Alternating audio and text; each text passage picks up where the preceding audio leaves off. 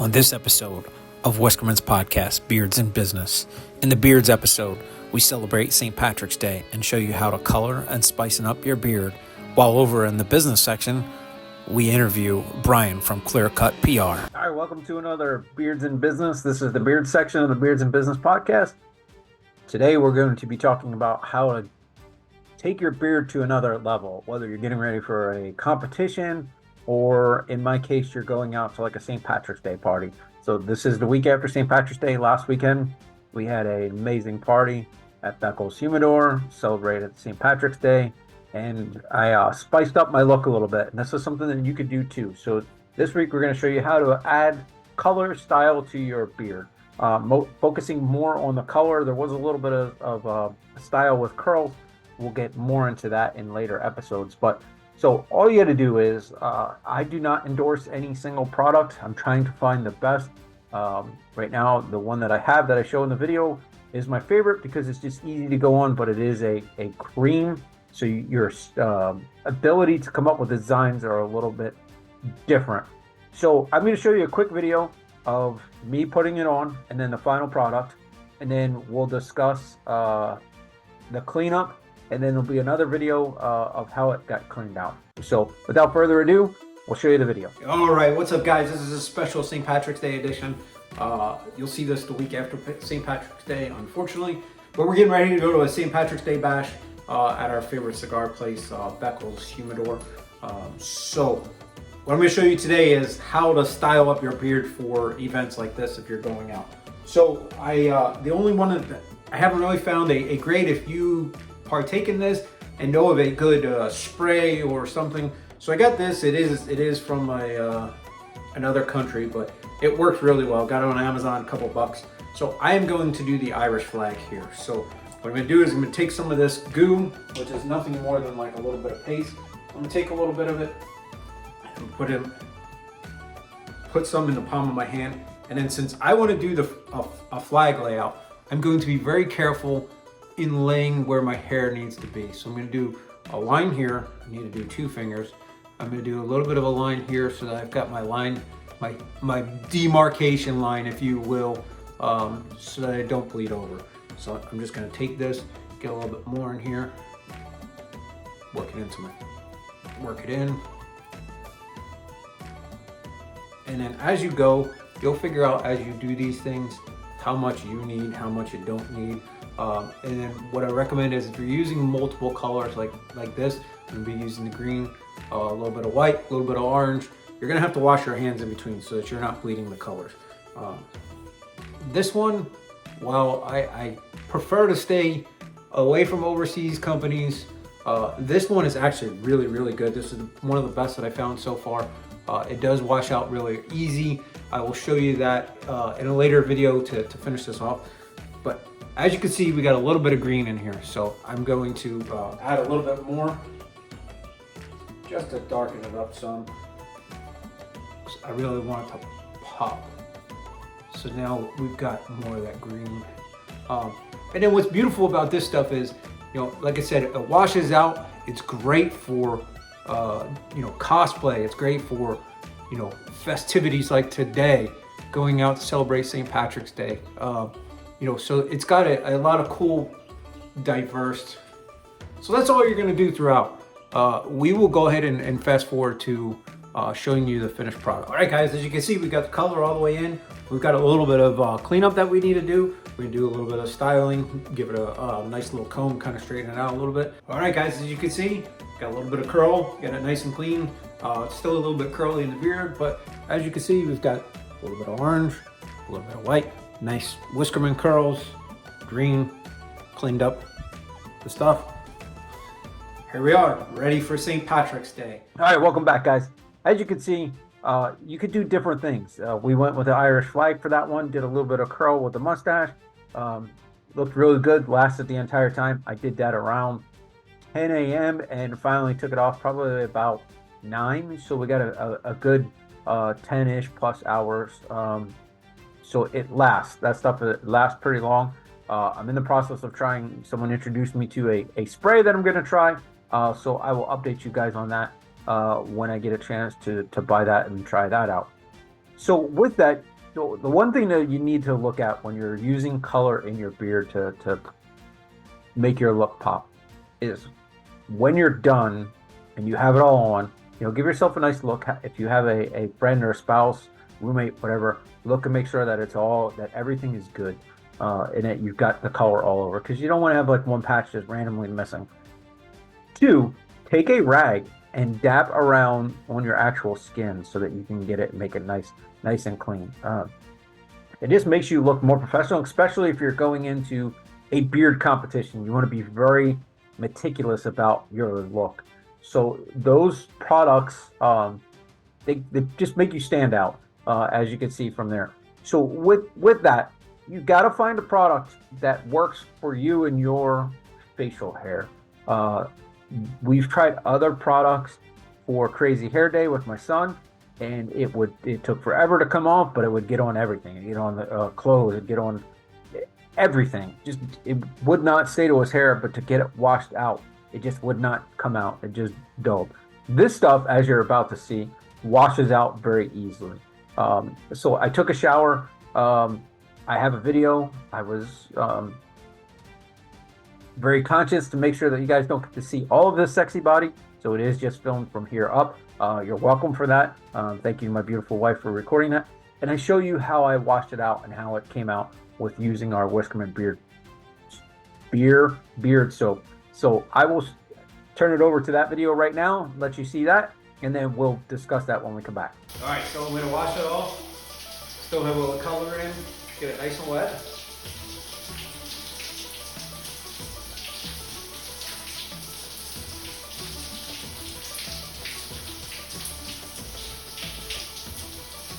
I'm taking Whiskermen beard soap, get that wet, go across my face a couple times, clean it off, and then I want to make sure that I scrub it real good.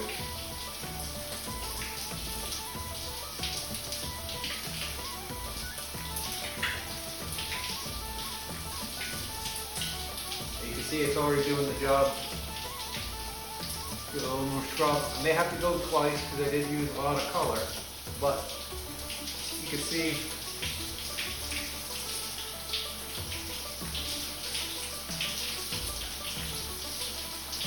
for the most part,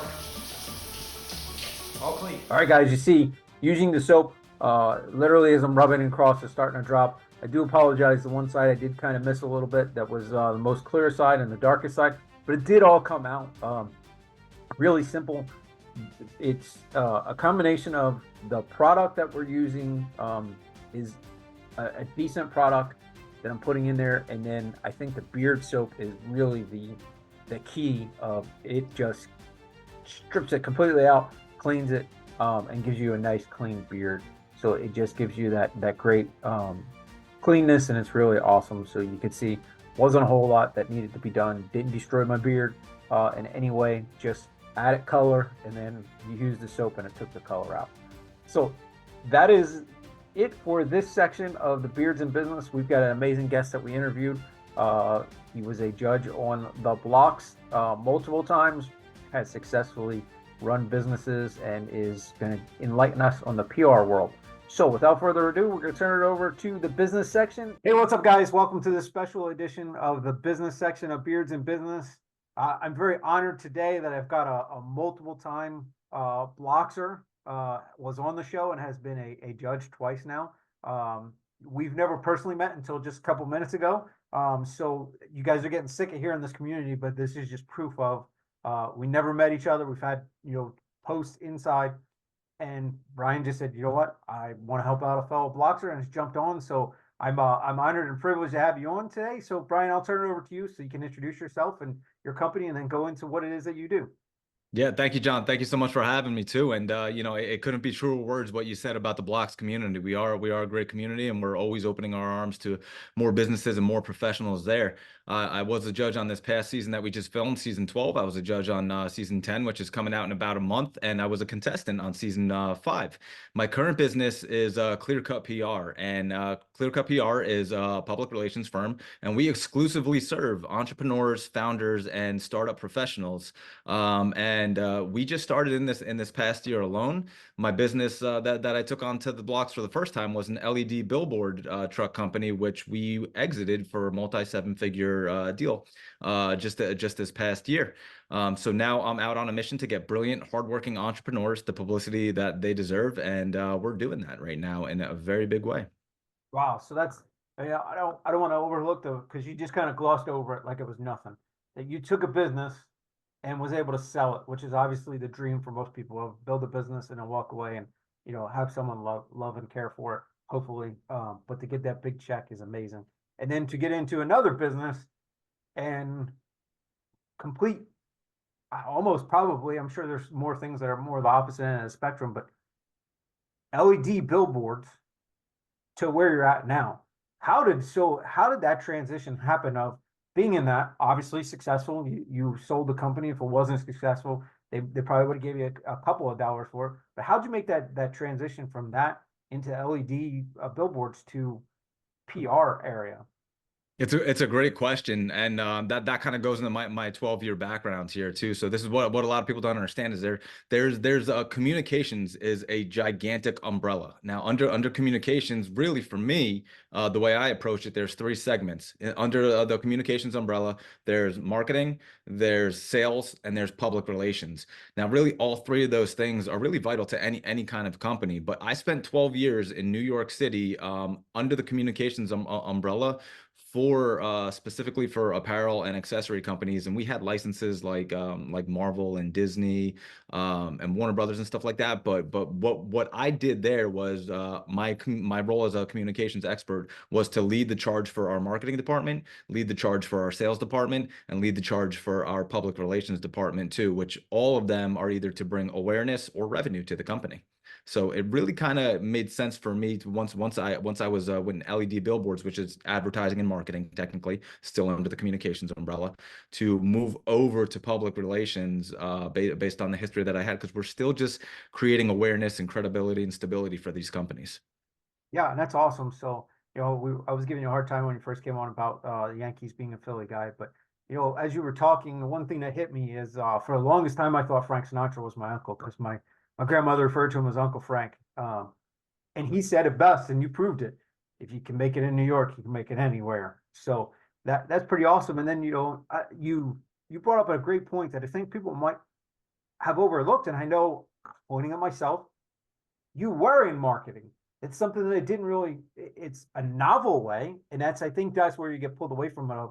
You're still marketing even with LEDs, that it's a natural, and then you went back to your roots. Um, so what I'm always excited is you kind of touched on it a little bit. I always like, how did Batman become Batman? Is Yeah. it because the Joker shot his parents, or are you watching the films to where he fell down the well? Or is it, I don't even know what the new origin story is, but I like the origin story. So how did you, I'm sure as a little boy, you weren't running around going, hey, I want to be a marketer when I grow up. So how did you get into this? What's kind of the origin story behind your success and your story? That's a good question. So getting into the 12-year corporate career, my goal wasn't to climb the corporate ladder. My goal actually was to extract as much useful information as much useful expertise as I could in the corporate world, so that I could eventually come out and help other businesses and companies. I've always had a passion. I've always believed that entrepreneurs, and just to be clear on this, to define entrepreneur as a person who starts a business to solve a problem. but plain and simple. So a lot of people call themselves small business owners or anything else. I define entrepreneur as a person who starts a business to solve a problem. I always wanted to help entrepreneurs because I truly believe that entrepreneurs are critical problem solvers and are the way for this world and this country to solve almost all of the problems we have that keep me up at night that I can't solve on my own.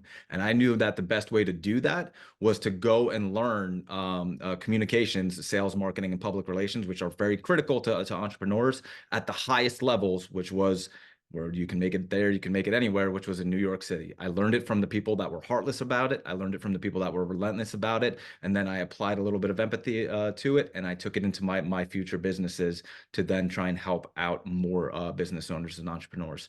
First through LED billboards, one, because quite frankly, it was a way for me to make money while I was learning how to help entrepreneurs. I eventually learned that I didn't get to help entrepreneurs as much as I get to charge them, and that's why you know how they say in Hollywood, one for you, one for me, one for you. That one, that the LED billboard truck company was for me to generate a little bit of money, and now I'm using this public relations firm to give back a little bit more and do the right thing over a longevity term and not just put a flashy billboard in Times Square for you. Yeah, that's awesome. I think almost everyone that we've talked to so far that's been on the show of that I think the BLOX community kind of defines us. Everyone obviously wants to make the dollar because the lights got to stay on. Are going to be able to pay the bill for this recording and stuff. But the willingness to want to help each other out, I think, is missing. It's not missing in our world. It's not highlighted as much as all the negativity. From the point of you looking at just jumping on here to help me out to get a stellar interview, to wanting to help other entrepreneurs out is, I think that's what, when your heart's in the right spot, the rest of it's going to fall into place. The dollars will come, the companies will come in. So can you go into a little bit about, I think I myself probably have a preconceived notion, and then as my wife will tell me 90% of the time I'm wrong every time. What is it exactly that you do in the marketing for helping? So let's say my brand, which we'll need to chat, Whiskermen reach out to you. How would you go in and help me as an entrepreneur? So my first rule is seek to understand before trying to be understood. I would spend a lot of time finding out where your bottlenecks are mentally in your business, and what the easiest grab is right now for you to start generating revenue, as also as well as what is the long-term goal to sustain generating revenue. So really spending a lot of time and deep diving into that. I would ask you very specific questions about your current target, the traction that you have there, what target you want to go after, what kind of traction you want there, how many streams of revenue do you have now versus how many are you gonna have over there. That's gonna help me formulate a marketing plan. So if we were just talking about marketing and not PR, that's gonna help me formulate a marketing plan for you to start generating leads.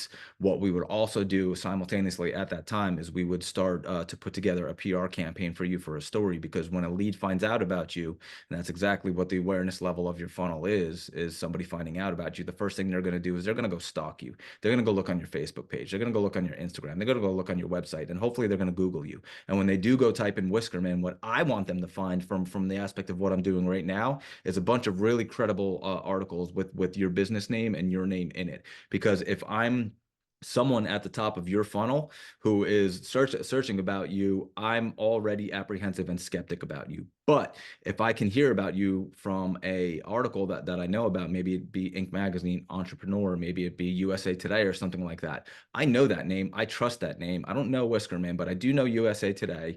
And if USA Today is talking about Whiskerman, then I trust you.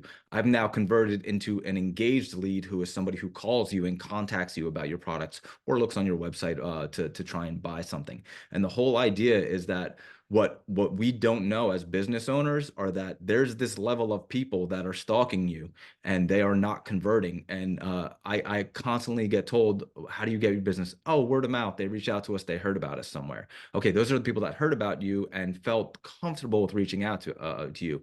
There's a whole sector of people that are unquantifiable right now that heard about you, did not see anything that was credible or trustworthy about you on the internet, and you never heard from them.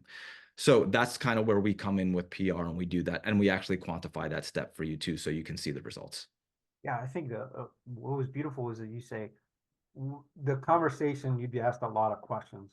I think that's why you're successful. I'm sure there's other folks out there who are doing the same thing that are more of, look, you're a beard company. Beard company's a beard company. That's a beard company. We're gonna do this because it worked for the last guy. And your approach is different of, well, I gotta find your pain points, which is, amazing of what's in it, how are you going to get me the fastest, which A makes me happy, which is gonna say, I need to continue to work with you. So that's really, really interesting.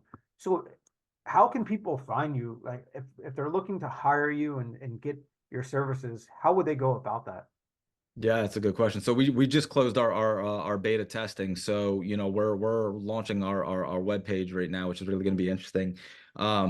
Because it's really just a landing page for conversion, and in the true nature of what we do, which is PR, which is people finding you and being credible.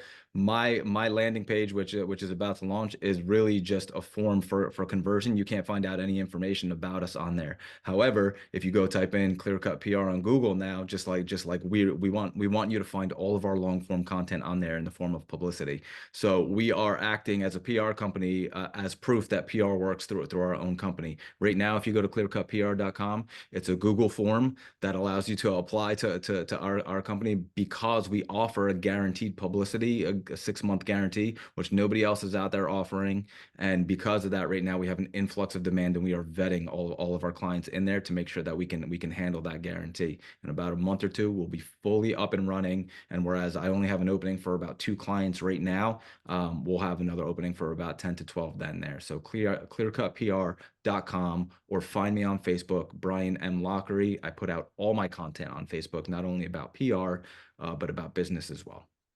Yeah, that's awesome. I like the fact that you said, look, our website, you don't have a flashy website. You don't have bells and whistles. You're not Times Square on your website. Where you are is you're drinking your own Kool-Aid in a good sense, not in the David Koresh bad way, but you're go Google you.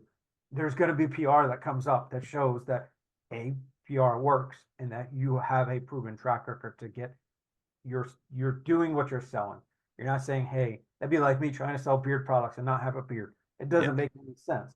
So exactly. that's really amazing. So that's all the questions that I have. So I really like to give you the opportunity to um, anything. The floor is yours. Anything you'd like to talk about?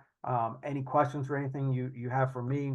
I'd just like to open it up for a dialogue at this point. All right, so I love that. So you personally, I want to know about you as a business owner too. Just to not to dive too much into the backstory. I think I got a little bit of it, but what I do want to understand at this point is how long you've been in business for, and why beard products.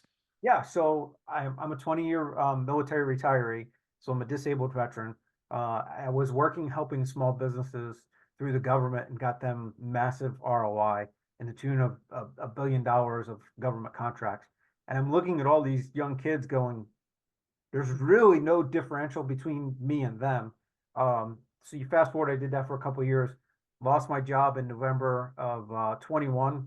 So COVID's still roaring, looking for something, and this business came about. So we jumped on board and have been rocking it. We launched January of 22, so we're start of year 3. We've been able to grow, looking at our numbers from year 1 to 2, every positive indicator has grown by at least double. So we've got into it, and the main reason that we really said beard products would be great is majority of the guys who take their uniform off from serving had 20 years, couldn't have any facial hair, couldn't even have a 5 o'clock shadow. So they're like, I'm growing it. And the wife wanted to shave it off because it was a Brillo pad. So got into looking at the products and how can I take it, make it better, and then make it to where the same concept that you have of, I know my products are good, but what do you like? What sense do you want? I can push you towards a scent, but what does it? That's my opinion. So we created different scents, and we're looking at the different levels of oils. There's, it's just like motor oils. There's cheap stuff and there's expensive stuff. So where do you get the most bang for your buck? And it's just been, a passion. And I've always I've got an education, on the wall in front of me. There's a bunch of papers. There's 2 associate's degree, a bachelor's degree. And then where I really tapped into was my master's degrees. So I've got a management, entrepreneur, and business. So just take that and transfer it. And then, being being an entrepreneur, I've always wanted to do more and help folks. And while most people would say, yeah, beard products aren't helping, but it does. So that kind of the same, almost the same passion that you have of, I want to help folks, and I also want to help others grow their businesses as well. That's part of why I'm bringing this collaborate together. Yeah. Yeah, and it's interesting too, and especially when I work with business owners that sell a product like you do, you sell a beard product, and I think you would agree with this statement too. You don't just sell a beard product; you sell the feeling that the person is getting from when they use their beard product, and when they use it successfully, and then when their woman or the person in their life says, "Oh, your beard smells and feels great and everything," and that's a feeling, that's a point of pride for us, right? So like that is the result that you're selling too. And a lot of times, that we often don't put that result into our marketing. We try and sell the thing instead. And this is where communications comes in. And the example I always use for people is, look, if you're a travel agent, right? And you're selling a vacation to Hawaii. Why are you talking about, certain things about what it costs to get to Hawaii? The result of going to Hawaii is sitting on the beach with a pineapple fruity drink or something in my hand. That's the result that people want is sitting on the beach in Maui in a nice relaxing state. And you're not going to go, like, don't sell cheap plane fare, because here's what I'm not going to do if I'm selling a vacation to Hawaii. I'm not going to say, all right, here's what you're going to do. You're going to give me a bunch of money. You're going to go drive in a car. You're going to drive to an airport. You're going to wait on a bunch of lines. It's going to suck. You're going to be elbow to elbow to people in a smelly plane for a while. I'm not going to say and then wait for you to get all through that. Like, I've lost you. You're gone. You know what I mean? Just lead with the result. The result is relaxation on the beach in Maui. Just like a lot of times, your result is whatever the pain point is the result of that pain point. A beard that your woman will love, or something like that. And my question for you, my follow up then for that, and this very very elongated explanation, is you have two avenues. One, beard products condition over time and will make your beard better and drier and less dry over time. And there's also an immediate result where I put it in and I immediately feel something. Knowing that there's certain products and identify the products that are long term, and knowing that there's certain products that are identified as short term, which is the first product that you would sell to somebody that has not had any kind of care for their beard, so that they can instantly be in love with your product and you can bring them in for the long term close. Yeah, and what I think separates us from a lot of other companies is most people are going to think I'm going to say beard oil butter, and those are a higher price point. The foundation for all of it is a soap, because most men are naive in this area. They think I wash my hair on my head's got to be the same. It's literally keeps growing. So they use the head, shoulders, knees, and toes, 56 in one. Robots come out of it, and they don't realize that strips the oils and just destroys their beard. So if there was one thing that I would say, sell to all bearded men, get the soap. And what we do that's really cool is we use beer in our beard soap, or in our beard soap. Those words mashed together. My English is not that good. So our beard soap is amazing because one, it keeps it hydrated, but it also cleans. When you shave your cheek line or your neckline, if it gets irritated, the alcohol properties soothe that. And then because of the suds in the beer, it creates an amazing lather that you're able to take it and wash your body with. So that's where I would go of, that's the foundation. I wouldn't want to say, hey, get all these oils, get all these butters, because if you're using oil and you're not washing, you're taking one step forward, but you're sliding two. So you're always going negative. Yeah. Yeah, that's a solid differentiator too, right? Because everybody's out for the money grab, and you're out to create lifetime value with your customers, which is going to be better by you giving them the bar of soap rather than unloading something expensive that might not work on them right away. And what kind of scents do you I mean, everyone's different with their scents, right? Like, so I don't like a patchouli, like earthy scent or anything like that. Like I like a good clean fresh kind of scent and everything like that too. Do you feel like there's a dominant scent, or is everybody kind of spread out all over? Oh, so that it's really, when folks ask, right now we're carrying 13, 12 that are scented, and then one that's just base oil. And Yeah. it literally, depending on the week, my personal favorite is the DD214, which is military separation paperwork. because we took all the smells that I had over my Air Force career. So it's energy drink. There's gun smoke in there. It's Cuban tobacco, bourbon whiskey. So like all the things that kept us going. There's coffee in there. That I like, but most people would say, well, that's overpowering. So then there's a subtle cologne. There is, the folks that like those earthy scents. There is a patchouli. So we kind of have it open to where we've yet to have someone go, I don't like any of your scents. There's not one smell that I have like. So we try to keep it open. And then the big thing that I think has really helped us with the doubling over the first year to second year is customers have told us, hey, have you thought about this? Have you thought about trying this scent? And sometimes they worked. Everyone was like, you got a bay rum? I love bay rum. We created a bay rum and sold about a dozen of them. The customer spoke, wanted it, and then there wasn't a demand for it. So we've put it on the shelf and then we'll retool it. Yeah. What do you think of this? And you can edit this part out if you want to.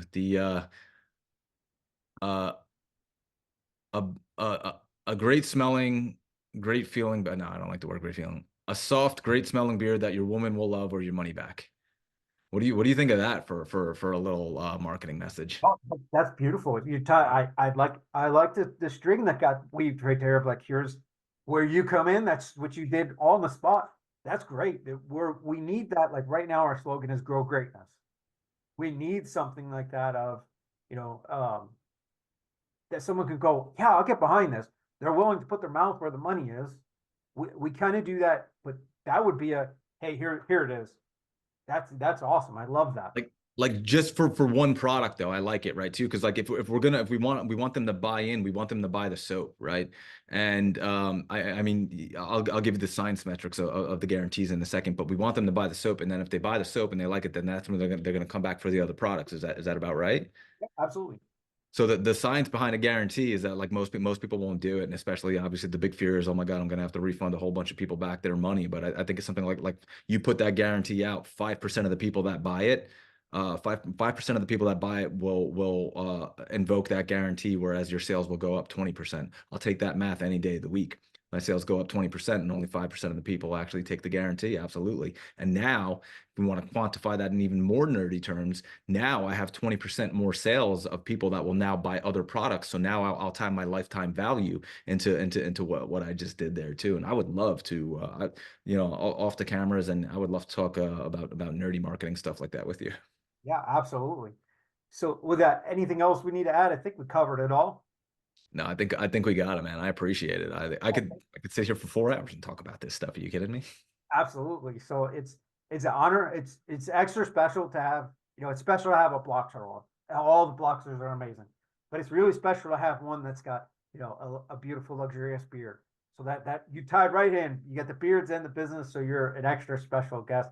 So I really appreciate you taking the time. And then for our audience, if you made it to this point, that means you made it all the way through both sections. We really appreciate that. So again, thank you for your time, and we'll be seeing you soon. All right. Thank you so much, guys, for watching that.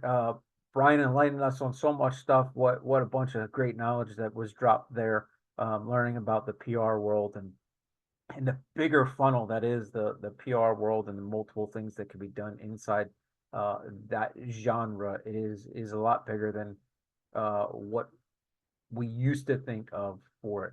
So, thank you so much for coming on, Bryan. We appreciate it.